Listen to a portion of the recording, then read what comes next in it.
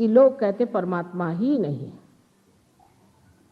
Algeria में कुछ लोगों ने, ये फंडामेंटलिस्ट लोगों को देखकर सोचा कि इस तरह के परमात्मा को मानने से तो अच्छा है कि छोड़ दिया जाए और कम्युनिज्म ले लिया जाए।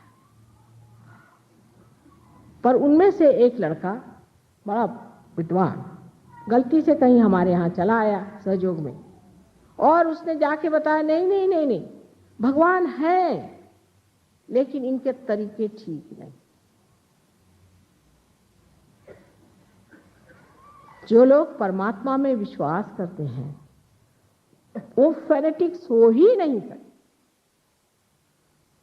हो ही नहीं सकते। और जो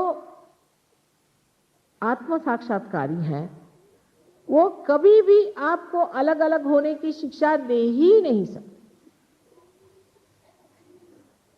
जैसे अभी हम औरंगाबाद गए थे, वहां बड़ा भारी झगड़ा खड़ा हुआ। हालांकि उसमें गलती थी इन लोगों की, लेकिन जो झगड़ा शुरू किया वो ऐसे कि बाजा बजाते हुए वो मस्जिद के सामने से जा रहे थे।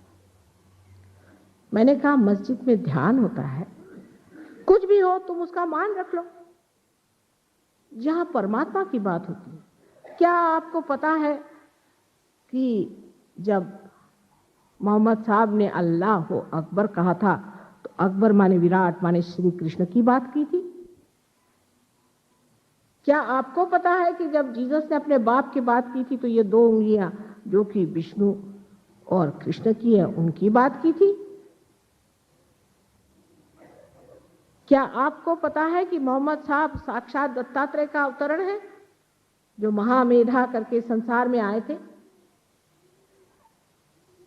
लेकिन अगर किसी मुसलमान को कहो तो वो तो छुरी लेके लग जाएगा और किसी सिख को कहो तो बंदूक लेके लग जाएगा। कि नानक साहब और मोहम्मद साहब एक ही चीज थी, ये तो बात कितने ही सिख लोग जानते हैं, पर क्या उसे मानने को तैयार हैं? वो 2 कैसे हो सकते हैं? इतना ही नहीं, लेकिन मोसेस, जूस में और मुसलमानों में इतना झगड़ा पड़ा हुआ आप जानते हैं। ये भी वही चीज थे दत्तात्रेय। आज जिन्होंने हमारे गले में हार डाला है ये जू जाति के हैं डॉक्टर साहब, और ईसा मसीह को वैसा ही मानते हैं जैसे मोसेस को या इब्राहिम को मानते या जैसे डेविड को मानते हैं, कहीं उनसे भी ज्यादा, क्योंकि आज्ञा पे उनका स्थान है। क्योंकि आपने इन लोगों का घर देखा नहीं, इनके रिश्तेदारी आपने जानी नहीं, इसलिए आप फैनेटिक बन के ये इससे लड़ रहा उससे लड़ रहा। अरे ये तो सब पक्के रिश्तेदार हैं। इनकी रिश्तेदारी ऐसी है जैसे चांद और चांदनी की रिश्तेदारी होती है, या सूरज की रोशनी और सूरज की होती है। जैसे शब्द और अर्थ की रिश्तेदारी होती है, ऐसी नजदीक इनकी रिश्तेदारी है। खबरदार जो इनको अलग करके आपने बात की है उसके फल आपको भोगने पड़े।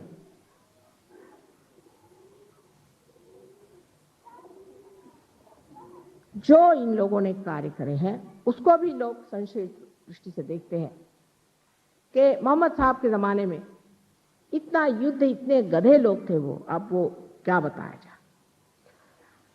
मोहम्मद साहब को तक उन्होंने जहर पिलाया था। उस वक्त उन्होंने ये सोचा कि औरतें इतनी ज्यादा हैं और आदमी इतने कम हैं, तो विवाह संस्था को विशेष रूप देने के लिए विवाहित ही औरत होनी चाहिए और उससे शादी कर लेनी चाहिए। अगर आज पुरुषों की संख्या अगर बहुत बढ़ जाए, तो अपने यहाँ दक्षिण में हुआ है ऐसे कि एक स्त्री का विवाह 4 आदमियों से कर देते थे कि विवाह की संस्था बनी रहे, क्योंकि विवाह एक सामूहिक सैंक्शन है। वो जमाना बीत गया, अब उसके कर रहे हैं। जो शरीयत की बात कर रहे हैं, आपको शायद पता नहीं होगा कि ये मोसेस ने बनाया था उस वक्त जबकि जूस ने अधम से अधम, जिसको डिकेडेंस कहते हैं, वो करना शुरू कर दिया। तब उन्होंने बनाया था। अगर बाइबल में आप इर्मया नाम का चैप्टर पढ़े तो उसमें साफ लिखी है शरीयत क्या चीज है, जो मोसेस ने बनाई थी जूस के लिए, उसको चला कौन रहे? तो मुसलमान, क्योंकि 5 इंजिल की किताबें जो है वो इन्होंने लगा रखी। वही 5 इंजिल ईसाई इस्तेमाल करते हैं, वही 5 इंजिल जूस इस्तेमाल करते हैं, वही 5 इंजिल मुसलमान भी इस्तेमाल करते हैं। लेकिन जिसके लिए बनाया था वो थे जूस, तब तो मुसलमानों का पता भी नहीं था।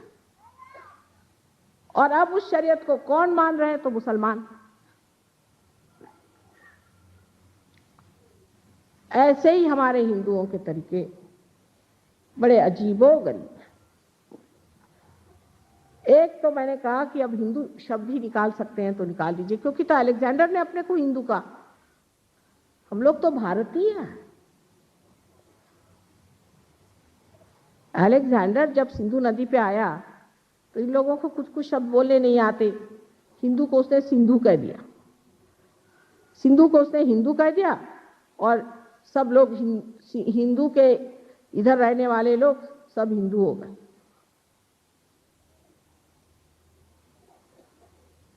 और इस तरह से हम लोग हिंदू हो गए। इसमें आस्तिक है, नास्तिक है, आर्य समाजी है, फलाने हैं, ढिकाने हैं, सब हिंदू हैं। हम लोग भारतीय हैं प्रथम, ये हमारी अनादि संस्कृति चली आ रही है। अलेक्जेंडर तो अभी अभी आए थे थोड़े दिन पहले, ईसा से पूर्व, तो हमारे लिए भारतीय शब्द तो पुराना हो गया और ये हिंदू शब्द पक्का बन गया, और इसकी गला काटते हैं, उसका गला काट। इतनी महान हमारी परंपराएं हैं जिसके दम पर सारा संसार उठ सकता है। किसने नहीं इसकी महती गाई? क्या आप कुरान को पढ़ के देखें, उन्होंने तक रूहानी जिंदगी कुंडली को असस कहा हुआ है। अब नानक साहब तो साक्षात उसी पर खड़े हुए हैं, बुद्ध उसी संस्कृति पर खड़े हुए हैं, उनमें कोई झगड़े नहीं। हम लोग इतनी बेवकूफी कर रहे हैं, वो तो सब एक बैठे हुए हैं वहां, और यहाँ इंसान ने उनके नाम पर, आप ऐसे मारिए काटिए, वो तो आदत है हम लोगों की, पर कम से कम परमात्मा के नाम पे मत करिए। ये गलत फहमी हमारे अंदर है। अब तो भी जान लीजिए, एक ही जिंदगी ये है बहुत जरूरी, और ये समय जरूरी है। इस वक्त जान लीजिए, इस वक्त अगर पार नहीं हुए, गए फिरा। नानक साहब ने क्या कहा था? कहे नानक बिन आपा चीन्हे, मिटे न भ्रम की काई।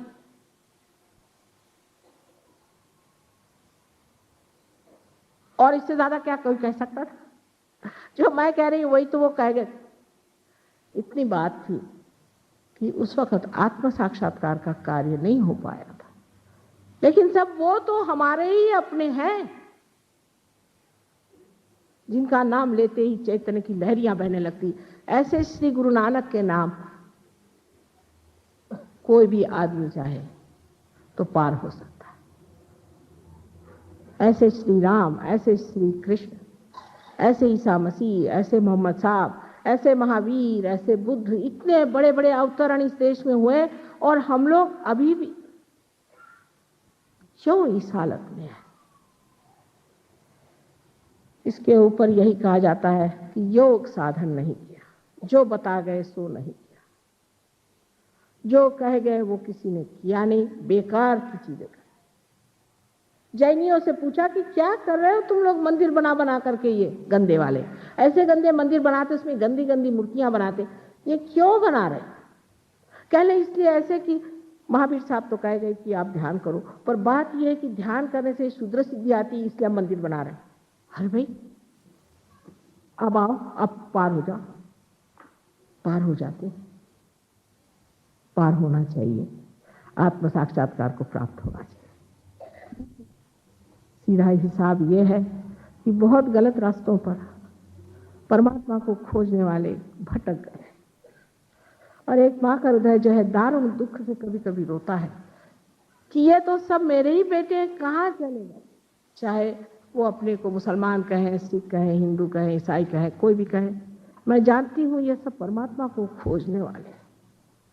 अंधकार में जब आप चले जाते हैं तो आप ये भी नहीं देख पाते कि आपके नजदीक कौन बैठा है, इसके ऊपर कोई कुत्ता तो उसके ऊपर कोई कुत्ता। प्रकाश में आप देख लेते हैं कि सब वहीं बैठे हैं, सब इत्मीनान से बैठे हुए हैं, सब वही परमात्मा की बात कर रहे हैं। तो भक्ति जिसे है वो कभी भी किसी भी तरह की ऐसी तीव्रता नहीं ला सकता। भक्ति तो प्रेम का रस है, और जिस आदमी में सतत प्रेम बहता है वो प्रेम से ही सबको बांधते जाता है, प्रेम के ही अवगुंठन में वो लपटते जाता है। प्रेम का जो आह्लाद है उसमें वो झूमते रहता है। क्यों बेटे तुमने अपनी जिंदगी ऐसी बर्बाद बना ली? क्यों अपने ही घरौंदों में बैठ करके अपने ही जेल बना रहे हो? उसमें कुम्हलाए जाओगे, उसमें खत्म हो जाओगे। मैं तुमसे खास खास विशेष शब्दों में विशेष प्रेम आग्रह के साथ ये कहती हूँ कि आत्म साक्षात्कार को पाओ, और उसके बाद उसके प्रकाश में अपने गौरव को देखो और उनके गौरवों को देखो जो तुम्हारे लिए ये सब बना गए। ये सुंदर सा मंडल जो तुम्हारे लिए बना दिया है, उसको देखने के लिए सिर्फ तुमको थोड़ा सा चलना होगा और ये मानना पड़ेगा कि बाकी सब व्यर्थ है। सूरदास जी ने जैसे कहा था कि सब सुरसागर लिखने के बाद कहते हैं कि सूरदास की सभी अविद्या दूर करो नंदलाल। इसी प्रकार निरपेक्ष होकर के एक बच्चों जैसे होकर के आप आत्म साक्षात्कार को प्राप्त हुए। ये भक्ति का फल है, ये कर्म का फल है, जो कि आप ज्ञानमय हो जाते हैं। परमात्मा आप सबको आशीर्वाद देगा।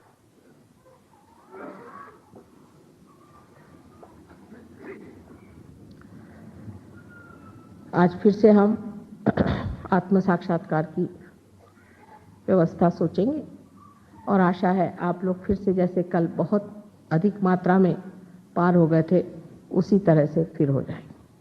आज भी बहुत लोगों के मन में प्रश्न उठे होंगे। विषय मैंने बहुत सहज सरल तरीके से आपके सामने रखा है,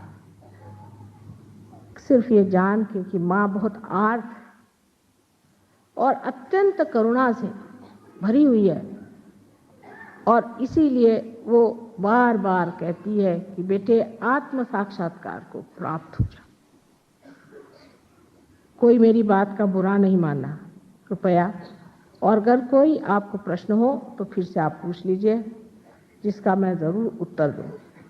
एक प्रश्न था कि क्या सहयोग से बीमारियां ठीक हो जाती हैं? हो जाती हैं। जब कुंडलिनी जागरण होता है, मैं कल इस पर बताऊंगी, तो आपकी बीमारियां ठीक हो जाती हैं।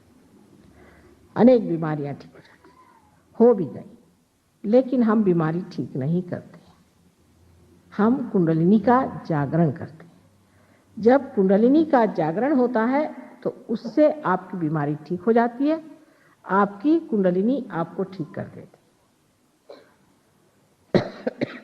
इसलिए जो लोग अपनी बीमारी भी ठीक करना चाहते हैं उनकी भी कुंडलिनी जागृत होनी चाहिए। एक प्रश्न था कि क्या स्वस्थ लोगों को ही कुंडलिनी का जागरण होता है? सो बात नहीं, स्व में स्थित करने के लिए ही कुंडलिनी का जागरण है। जैसे भी हो, जो भी हालत, जो भी अवस्था हो, कुंडलिनी का जागरण करना ही है और होगा। ऐसे विश्वास के साथ आप बैठे, अपने प्रति कोई भी न्यून भावना न रखें। आपको मैंने अपना बेटा माना हुआ है, बेटी माना हुआ है, और उसी के बूते पर ये सोचती हूँ कि आपको सबको आत्म साक्षात्कार प्राप्त होना है। किसी भी तरह से अपने लिए न्यून भावना न रखें, किसी तरह से अपने को नीचा न गिराएं। कोई भी माँ को अगर दुख देना हो तो ये कहा जाता है कि मैं बेकार हूँ, मैं बर्बाद हूँ, तो फिर माँ रोने लग जाती है। सो माँ को प्रसन्न करने के लिए एक ही बात जान लेनी चाहिए कि आप सब परमात्मा के मंदिर हैं, मेरे पे विश्वास करें। इतने बात का मेरे ऊपर विश्वास करें कि आप सब परमात्मा के मंदिर हैं। कोशिश करनी है, मेहनत करनी है, सो करेंगे। जो आपकी माँ को प्रसव वेदना हुई थी और तकलीफ हुई थी वो आपने उठाई नहीं थी। एक साहब कहते कि मेरे सर में से 5 बॉम्ब जैसे फूटे। अब पता नहीं कौन से गुरुओं के पास इन्होंने बॉम्ब भरे हुए थे। अभी ये तो नया ही सुना मैंने। हाँ, गर्मी शर्मी तो बहुत आती है। और एक साहब ऐसे थे कि वो मेरे सामने दोनों पैर करके बैठ गए। तो मैंने कहा, इन लोगों ने कहा कि भाई कम से कम माँ की तरफ पैर करके नहीं बैठते। तो उनका नहीं, मेरी कुंडलिनी जागृत हो गई। जब मैं गोद डाल के बैठता हूँ तो मैं मेंढक जैसे कूदता हूँ। तो मैंने कहा ये कैसे कहले, मेरे गुरु ने ये कहा है कि जब तुम्हारी कुंडलिनी जागृत होती तुम मेंढक जैसे कूदते हो। मैं कहा कहाँ? वो किताब ला के दिखाई साहब, विष्णु तीर्थ उन गुरु का नाम, कि आपकी जब कुंडलिनी जागृत होती तो आप मेंढक जैसे कूदते हैं। मैंने कहा हे भगवान, क्या अब आप मेंढक होने वाले हैं कि बिच्छू की सांप? हद हो गई। फिर उनको उतारा, उनका मेंढकपना उतारा, इंसान बनाया और उसके बाद उनको भी पार करा दिया।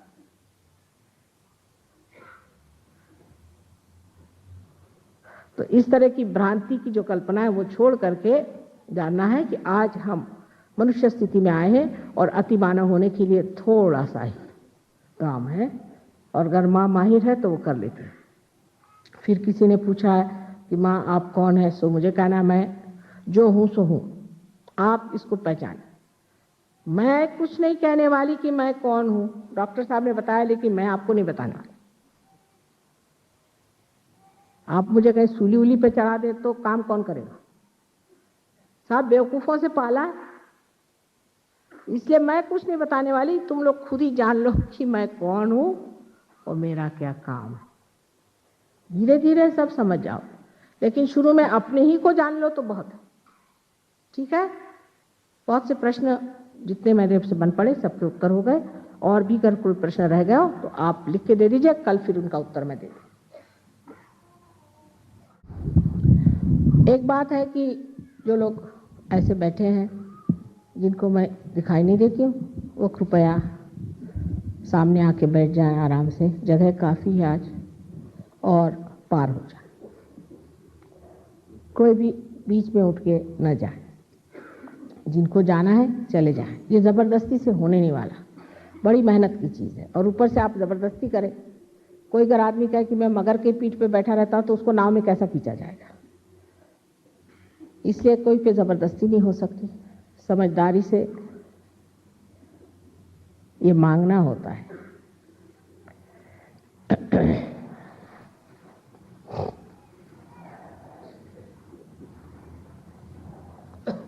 Bring another light here at my feet, that kind. Alright? Yes, Just bring that light. Hello? That light to bring down below. fix this one. Down below. Bring the light on my feet. That light.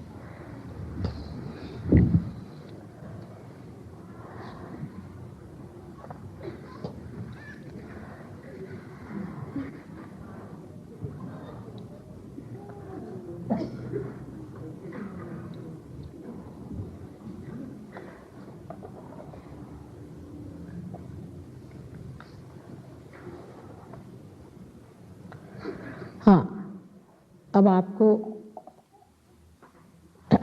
आराम से बैठना है, बिल्कुल आराम से, इत्मीनान से बैठे। सहजासन जिसे कहते हैं, मतलब ये कि दोनों पांव एक के ऊपर चढ़ाए न जाए, और इस तरह से बैठा जाए कि कोई भी शरीर का बोझा अपने पांव पर महसूस न हो।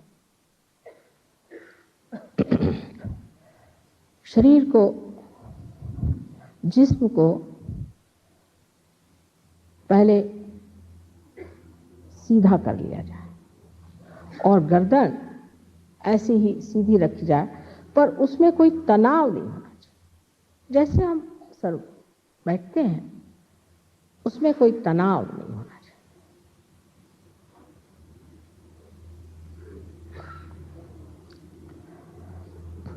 अब